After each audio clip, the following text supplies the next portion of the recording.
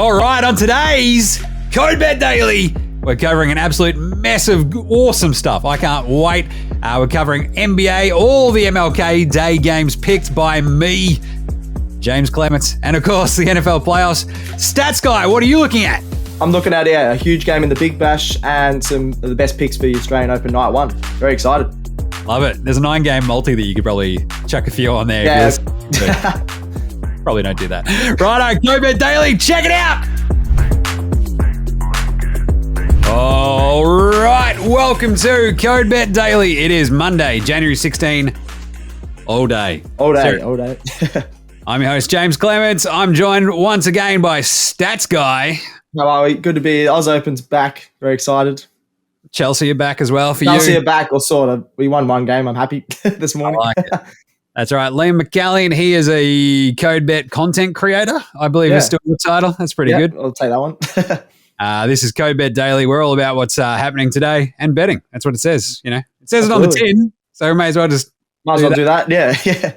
Not joined by Alex today because Liam did all his work on the weekend anyway, so why not have him do it again today too? Yeah, no worries.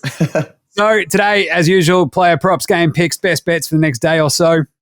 See what we're sort of going to get into over the next 24 hours or so. What are we looking at? Pretty simple. NFL playoffs. The Super Wildcard round. It's been absolute chaos already. The Sunday games were a bit topsy-turvy. Yeah, there's a few comebacks, wasn't there? Yeah. Who won absolutely out of their... insane. And down 27 zip, and off they go. And the games at the moment are rattling off. I'll talk about the Tuesday game, which will be fun. The Bucks, Cowboys, and also the entire NBA slate for MLK Day. I'll pick every single game and get them all right. So what have you got here for us, Liam? Yeah, I'm going to talk about tonight's Big Bash game. It was an awesome weekend. The Melbourne Derby came down to the last over.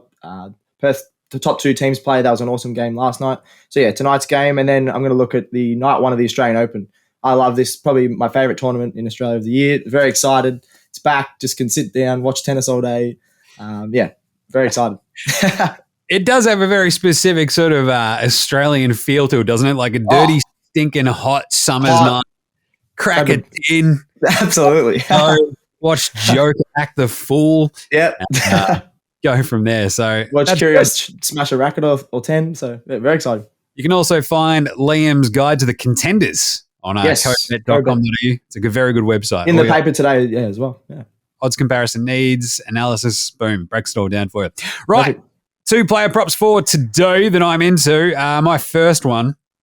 This is the weird part is I'm going to the same game, on the same team. But first off, that's all good. Not the team that I'm picking to win the game. So this is where the value lies. You see, Liam, I've got Bucks Cowboys tomorrow, NFL playoffs, the Bucks hosting the Cowboys. Right. So huge.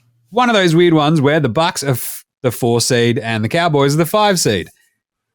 The Bucks are not very good, however, and the Cowboys have been very good. Cowboys' record's been better, hasn't it? Yeah. Exactly. So this is when you win your division, you automatically get a top 4 seed. Right. Bucks finish 8-9, and I believe the Cowboys are 12-5 for the season. And it's one of those ones where you go, well, it seems pretty straightforward. That team is much better than this one. Then you go, but I don't know. It's Tom Brady. And Brady, he can pull it out in the big games, That's what he does. He's 427 years old, but he can still bring the heat in the playoffs. Absolutely. You can never discount Tom Brady in the playoffs, and you really can't. But Jaymz is back. There we go, 12-5. This Cowboys team. The thing is, I'm going to look straight at the Bucks because I think there's more value there, and they're a little bit more predictable. So my first player prop is Mike Evans, the leading receiver for Tampa Bay. Anytime touchdown score is pretty straightforward. It's like a $2.75. Handy for their top touchdown score. That's the $2.75 play with Blue Bet, I think. It sort of lands around that $2.70 mark. Yep. Additionally to that, though, there's like $5.60 is the first touchdown scorer for Tampa Bay, which is pretty interesting because this all leans on the specific idea of not so much about how good Tampa Bay are because they're not very good. They stink, but they still have some good players, yeah. They do. And Evans is really good. Tom Brady's still their quarterback. the only way this Tampa Bay team is going to score on Dallas is going to be through the air. Dallas's D is 5th best in the NFL, but they're only about 15th against the pass, and they've given up 23 passing touchdowns this season, which is also very, very firmly mid-table. So you can throw on them, right? Like they've had injuries in the secondary, and you just know that basically Brady's going to go, well, if that's the sort of sweet, cushy part of the defense that I'm going to go throw straight at it. Yeah, why the not? thing is, like the Dallas defense is also great against the run game. Tampa Bay don't have a run game. They just don't. They're like literally the lowest rushing yards per game all season, only 5 touchdowns on the entire season. That's insane. One of which was Tom Brady. So, again, worst amount of rushing touchdowns in the NFL, worst amount of rushing yards. So they're going to throw. They're going to throw. They're going to throw. They, of course, do have playoff Leonard Fournette. But this is the exact opposite defense that you want to try to like go, oh, we'll get playoff Lenny going. It's like, well, Dallas is smashing. Yeah, right. So it's interesting to think about. The vibe is Tampa Bay will just be throwing it. And if they can just give Brady enough time, I think that offensive line has gotten a few of their dudes back over the last couple of weeks as well. So they might just be able to like get the passing game going. So if they're going to score, it's going to be through the air. Second most air yards all season for Tampa Bay as well. Perfect. The touchdowns weren't quite there just because I think between Godwin and Evans, so Chris Godwin's the other receiver for the Bucs. Not quite at that touchdown scoring level this year because, again, Tampa Bay were just rubbish for most of the season. They've pulled like 4 of the most stupid wins out of the year. Just out of nowhere, haven't they? Like across the course of the season, especially down the stretch. Insane. Basically, Evans is the target. Godwin gets plenty of targets, but Evans is the touchdown machine. He's bigger, stronger, great red zone target. He's also $11 for multiple touchdowns, just saying. And I was about to ask that. What's he? Yeah, that's a big jump from just one. He's done that twice this season as well. He's only scored 6 touchdowns for the year, but of course, like nobody on the Bucs has actually scored that many. Yeah. Godwin and Gage like kind of close by, but it's been all Evans. He's their main guy. Yeah. Evans has gotten 2 and he's gotten a 3. So he's only scored in 3 games all season. But if anyone's going to score in this game, it's going to be Evans. I don't mind the $11 as a sneaky play. That's $3.65, the $11, and there you go. I like Mike Evans here, just because it's like the one weakness to Dallas's defense. So there you go. What have you got, player prop wise, stats guy? Yeah, we'll look at the Melbourne Stars versus Brisbane Heat in the Big Bash. It's the bottom of the table clash. Because the ladder's so close, they can still technically make finals, but I still think, these are the 2 worst teams, but they've got some value in some runs and wickets. So I'm looking at Matt Kuhneman. He's been killing it in the Sheffield Shield for Queensland, and now he's killing it in the Big Bash. He's already got, I think, 11 wickets in the tournament. He's taken 2+ wickets 4 times in the tournament already, and I think he's going to do that again. You get him around 275. MCG pitch has shown lately a bit of extra bounce, but skids on. He likes to just put in quick arm ball every now and then. So I think he'll get at least 2 wickets, maybe even 3 or 4 if you want to get on the Ladbrokes. They always have the 2 to 3 to 4 wicket market, but I'm sticking with 2, a bit safer. And then I'm looking at an Englishman, Joe Clark. I think he can get the most runs for the Stars. He's already done that 5 times this season. He's their leading run scorer. He's pretty much been their only player that can hold a bat this season. So he's been really good. He loves playing at the G. He's got 100 in the first game. He's got a 60 a few games ago there. He's actually averaging 42 at the G. For an Englishman, that's very good. We usually tear him up at the G, but wow. So I'm liking him $3.90 to $4 most places for him to be Stars top run scorer. So really liking him in the Big Bash. Love it. The Englishman at the MCG. It's like it's weird. I'm betting on an Englishman at the MCG, but I kind of like it. So he's been killing it for the Stars. Yeah, and that's the other thing. If he makes runs, it's probably their only chance that they can win. So they're the underdogs in this one. But if he goes big, then they can win. I still remember seeing Graham Hick just talking about a mate Englishman just tear it apart at the MCG. Graham Hick go absolutely spare. Yeah, he's in a one day back in the night. There we go. Joe Clark to channel in a Hick. Joe Clark to pull a Hickey. I love it. My second one, I'm going to stick with the Bucs again, and this is exactly on the Brady train, right? So Brady over 276 passing yards, just as a straight $1.90. Over 1.5 passing touchdowns, which is that one where you're like, all right, we're really just going to lean on the Bucs. That's the only way they're going to score. it's one of those ones where you feel like if they can move the ball, they might be able to punch one in. Playoff Lenny might get a score here, but the 1.5 does feel pretty good. So Tom Brady, 2+ touchdowns, over 280 yards in what'll probably be his final game. Probably, yeah. Then he might retire and come back again. I think he's just out from Tampa Bay after this season anyway. Yeah, okay. After the mess, the entire rest of the sort of team is kind of aged out of that Super Bowl window. Best phase. Yeah, absolutely. And it's like, next year he'll either be a Niner, he'll be a Dolphin, who knows, but it won't probably be with Tampa Bay. So I think he just, fires up the old bazooka. Can't count him out. Ow, and off he goes. So the 280 yards, 2 touchdowns, it's $2.75 with better. It's not giant value, but it's just that sort of thing. It's Tom Brady. Like, you feel like you need to have that Tom Brady play in what might be his final playoff game. Who knows? Yeah. I don't know. At least for Tampa Bay, probably the last one. So I just want to sort of look at that. And again, that's just sort of leaning on that Dallas defense not being too great against the pass. And it's like, in terms of Brady, sort of throughout the season, especially since I think it's gotten colder and colder and colder. So basically, since the end of October, he's only gone under 280 like 3 times. Wow, so, really? Well, if you get rid of that last game where he only played like he went off 4.5 or whatever against Atlanta. So that line's pretty good then. Like that. Yeah, so it's not you a bit feel high. pretty good about the 280. So because he's only gone 258, 246, and like the rest of the time he's gone. Oh, there's a 253 as well. So 3 times since then, but I think it's 6 or 7 times he's gone over, 3 times he's gone under. So awesome. I'll take that. Yeah. What's the last one?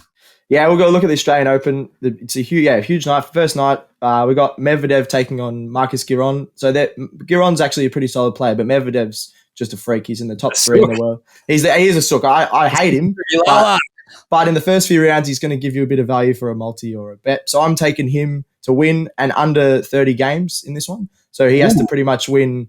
I think he has to win 6-4, 6-4, 6-3, or I think he's going to win in straight sets. So if he wins in straight sets and they don't all go to tiebreakers or things like that, it's most likely going to be under the 30 games. Which so that was on Bet R. I have that. I was surprised. I like the look of that bet. I love that. He loves cruising just through the first round. It looks like he doesn't give a crap until the game on his thing says quarterfinal or semi-final. He just thinks it's easy, has a laugh, takes it easy, has a go at a chair umpire every now and then. Doesn't have a sook until it gets actually. Nah, you still have a sook somehow. It'll probably sook that he didn't win 6-love every match game or something, every set.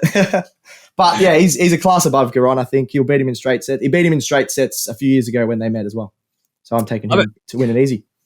All right, the match game picks for the next little stretch. This is where we'd usually sort of take 2-3 specific game bets. I'm just going to go with the entire MLK Day slate. The entire slate, Liam. Why not? All 9 from 5 a.m. tomorrow. There's a lot of awesome games, so why not get on them? It's pretty great, actually. It's a really fun, weird slate tomorrow. So it is. Luther King Junior Day in America. It's one of the more sort of like, really? We couldn't have this in like summer kind of holidays, but it does make like the civil rights movement and everything. So it is a big sort of deal, and the NBA have made it a much bigger deal over the past sort of half decade. Yeah. They've made it more than some other sports by the looks of it. From what I've noticed, yeah. Like Memphis, it's always been a big part of like Memphis's identity as well. Right, cool. And so Memphis sort of like have always had different uniforms, that sort of stuff. So they'll probably whip out the city editions. But it goes from 5 a.m. tomorrow, so you better be on these. Boston over Charlotte. Charlotte stink. Boston just smashed them the other day after coming back. We smashed them, yeah. I had to come back from a fair amount down, but they did because Charlotte stink. I'm taking Milwaukee over Indy. I don't really like this so much. Milwaukee just dropped 2 back-to-back against Miami. Giannis is sort of dealing with a bulky knee. Middleton's out again. Drew Holiday is kind of a bit... you're talking me out of it a little bit. Drew's not like a true number 1, but Indy just don't have anybody. Miles Turner's out. Cyrus Halliburton's out. Oh, Halliburton's out, yeah. You've basically got Buddy Hield and Benny Mathurin, and that's about it. So half one for Indy to get over the top of the Bucks. Toronto over New York. I think this is more of a case of both these teams are on back-to-backs. So I just sort of prefer Toronto. I trust them just that little bit more. They've been not great, the Raptors. So it's sort of like you look at that sort of matchup and go, really, really, really, Be close, yeah. So where's it played? It's actually in Actually, I might flip this because it's not actually the back-to-back. Sorry, I'm thinking of, I think the day after they both play again or something like that. Yeah, that's right. The Raptors play Milwaukee. I might flip that. I might go New York. They're at home. Right. They're playing better. Yeah. Yeah, screw that. I'm going with the Randall Johnson. Backflip. Yeah, I had my dates mixed up for that one. No, so I like New York. New York are playing great. Like Brunson's awesome. Randall's awesome. Randall's awesome. Yeah. Massive yesterday. He's finally back. He was so good in their game. Actually, no, was it this morning against Detroit? Yeah, he was unreal. Yes. So there you go. New York are on a back-to-back. Toronto won't be, which is why I initially had that thought. But then Toronto are on a back-to-back again. So you don't know how to sort of play. Toronto rest dudes. They're dealing with injuries as well. I'll just say the Knicks. Nice. Washington over the Warriors. Watch that, Jimmy. Yes. Interesting. I like the Wizards though. The Wiz are one of the tougher teams to sort of pick in the entire NBA, but the Warriors stink on the road. They got absolutely handled earlier today. And you just sort of have those moments of like going, Golden State, are we just going to keep doing this? Like they gave up 43 points to the big Vooch, and the Warriors will now play the extreme zinger meal. They're so inconsistent. So I just can't trust the Warriors on the road because they literally have the world. Well, I think it's 4-17 at this point on the road now for horrible, which is equal worst in the entire NBA. So give me Washington. Cleveland over the Pelicans. Pelicans just a little bit too banged up. This would have been an awesome matchup. You've got basically CJ McCollum and my name is Jonas Valanciunas going up against my name and Garland. Should be good. Cleveland should win it though. Just a little bit deeper at the moment. Pelicans just if they don't have Brandon Spindles Ingram, he just gets them a few clutch shots as well. Yeah, and no Zion, it's too tough. Yep. Atlanta over Miami. This is more me putting trust in the Hawks backcourt. They got it done yesterday. Atlanta, Trae Young, DeJounte Murray, big John Collins at a tall cocktail. He's sort of cruising along as well. He's like, hey, can I get traded out of here? And they're like, yeah, sure. Go make your own deal. And he's like, oh, okay. Oh, I can't do that. But they took care of Toronto yesterday, Atlanta, really handily on the road. And it's one of those things where you go, are they slowly just turning just a nice little corner? Yeah. It's hard to trust them, but I like them over Miami, who have been playing really well, but just too many injuries. And especially they've got a lot of injuries. Yeah. Minnesota, they're hosting, I think, Utah. I think they're hosting that one. I better check after so many. Minnesota are hosting that one. Hosting, cool. Utah in Minnesota. I got to go Minnesota, I think. It's just a bit of a tricky one. Ant-Man has been absolutely tearing it up. They've realized that it's like, oh, cool, without Karl Anthony Towns. No. What we should actually just do is run everything through Anthony Edwards. Why not? Yeah. So give me Minnesota.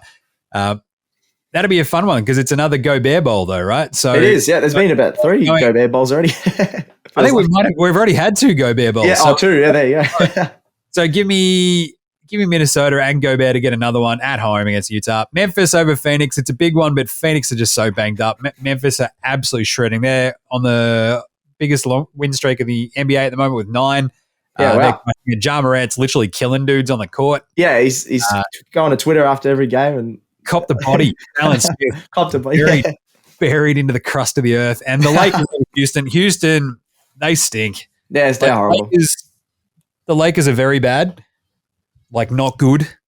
Oh, they've been all right last Houston month. Are horrible. So So there you go. There's all 9 games all laid out for you. Lovely, yeah. Huge day. Boston over Charlotte, Milwaukee over Indy, New York over Toronto, Washington over the Warriors, Cleveland over New Orleans, Atlanta over Miami, Minnesota over Utah, Memphis over Phoenix, Lakers over Houston. Look, I love it.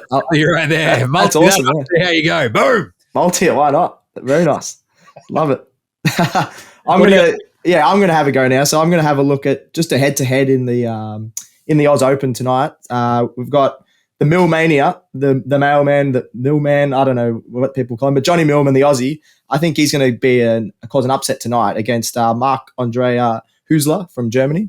So Husler's, this is only his 3rd ever Grand Slam. He's never made it past the 3rd round. He's moved up in the rankings, I think, in the top 60, whereas Millman's dropped out of the 100 now. But he's in the top 60 just from smaller tournaments, whereas Millman has actually performed pretty well. Aus Open, made it out of the first round in 5 of the last 6 Aus Opens. He took Federer to 4 sets. He's a pretty good player. So I'm surprised he's $2.20 on most sites. So I really like him in this one. he just fights. He sort of plays a little bit like a mini Rafa. He just wants to take the game to 5 sets. He can't make it easy. I think he could win this in 4 or 5 sets and get the Aussie crowd up and about. Love it. Is it Marc-Andre Hoosler? Yeah. Love it. Yeah, I think the crowd will be, yeah. And Millman always has the craziest crowds. He likes playing in the outside courts where it's stinking hot. Everyone's had about 20 beers because he likes to play at night. And the crowd will be going off for him. And I think, yeah, he'll get behind that and cause an upset tonight. Love it. And have you got another one for me? Another game bet? Yeah, so I was looking at just Melbourne Stars versus Brisbane Heat, as I spoke about before. You've got the Heat now who have their test stars coming back in. So you got Marnus, Labuschagne and Usman Khawaja. A lot of the test stars haven't gone too well yet in the Big Bash, but these two are pretty good short form batters compared to a few others like Steve Smith. I don't rate in the 2020, but Marnus and Usman are pretty good in the, yeah. So their lineup now, their batting lineup just looks classy. Their top 4, probably the best top 4 in that bottom half of the table. So I think they can make a big score. And then you got Josh Brown, opening with Usman Khawaja for the Heat. He's averaging the biggest strike rate of 171. He's averaging 25. He's just going to get them off to a good start, and I think they'll get the win. Nice one. Is that also worth a highest opening partnership bet there as well? Then? Yeah, I've got one of them coming up later. But I should shut up then, Jimmy. Well, not a highest opening partnership, but something similar to that. But yeah, highest opening partnership, I really like, Josh Brown and Khawaja. Josh Brown can just hit sixes, even on the G's, massive boundaries. So, and Stars bowling lineup has been very poor with Trent Bolt and a few of their other international stars being out. So, yeah, Heat will win that one. All right, hashtag pipe down, Jim. All right, my best bet for tomorrow, today, whatever. This is just, I'm going to stick on the NFL because the Cowboys going to Tampa Bay, they're 2.5-point favorites on the road. It's always a bit wonky when you have a home underdog, Liam. Yeah, yep. Always wonky. And you always sort of want to lean towards taking the points, except when it's Tampa Bay, because they're 2-6-1 against the spread at home this season. Oh, wow. Yeah. Which is horrible, obviously. That's shocking, yeah. They also just don't cover. They're 4-12-1 total for the season. Right. So I think already having talked about Tampa Bay a fair amount with Evans and Brady, but I think that's the absolute extent of their scoring. I think they maybe move the ball a little bit on this Dallas team in the air, get 1 or 2 touchdowns. Maybe, I think, as I said, playoff Lenny Fournette maybe punches one in after a big completion down the field. Evans gets one as well, but that's it. Yeah. And Dallas then run over the top of them. Sort of final predicted score, I reckon about 27-14. I think we see Zeke Elliott getting in there, either that or Tony Pollard, one of their running backs early. We get a big CD Lamb touchdown down, and maybe Gallup gets in as well. So I think their offense looked absolutely horrible last week, did Dallas, but I think that's a little bit cat and mouse where we're just not going to do anything. Who cares? Yeah, we'll get into this game. Crank it up. So the 2.5 feels good because it's not the magical 3-point field goal line. Yeah. So even if it is closer than I've sort of predicted there, you still have that wiggle room of if they win by even if it's a game, a close game. Yeah, kick the winning field goal. Yeah, actually, I didn't think about that. You've got the 3. Yeah, perfect. Love the 3 and the under 45.5 points as well, which I love. So Dallas minus 2.5, the under. That's $3.60 as a multi. I kind of like that because Dallas have had some games where they've absolutely exploded offensively, but Tampa Bay's defense is pretty good. So I think it's a bit tied up. And as I said, sort of 27-14, I feel like that's another extra late touchdown where it's a little bit closer for most of this game than you probably think. And you're sort of sweating this out a bit, but Dallas get there in the end. I just can't trust Tampa Bay. They've stunk. Yes. That's fair. That is and as much as you want to lean on, Tom Brady. Yeah. He might still pull it out, but... He's 45. Yeah, he's crazy. Yeah, he can't carry him every game. So the crazy part is how throughout the season they've literally had games where it's there's 5 minutes left in the fourth quarter. Tom, now we'll play good. Yeah. Why wouldn't you do that the entire game? He's like, well, sir, it's because I'm 45, and you're like, exactly. All right, Liam, what ones have you got?